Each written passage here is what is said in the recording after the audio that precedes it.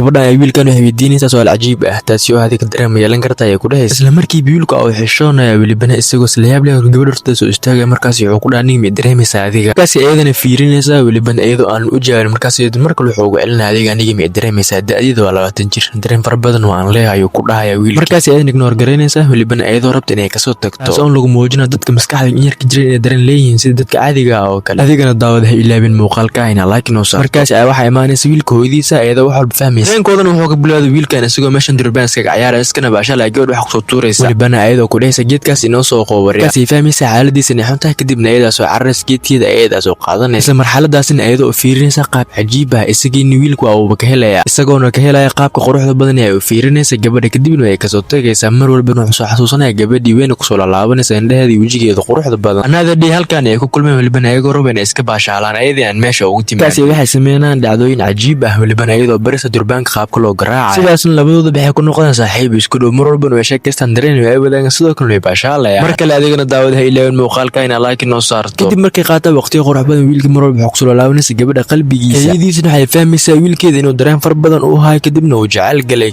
laakiin shib ay ka dhahaysa sababtoo ah wiilku waxa isbedelay dhammaan dhaqamada uu ku dhaqmi jiray cajiibka ah anada dhii labadooda bixin halkan ay soo galeen welibana ayagoo raba inay sheekaystaan markaasina waxay u sheegaysaa ayadina ay u baahan tahay sexual waxayna ku dhahaysaa adiga kaama heli karo markaas uu dareensiinaya balse uu kusoo tagayaa markale halkan isku balansanayaan kadibna ayagoo waqti qaadanayaan kadibna wiilka isku day inuu gacanta ka qabsado gabadh gacantii sii deynaysa welibana iyadoo maalin sida bes tartiib aga dhuumanaysa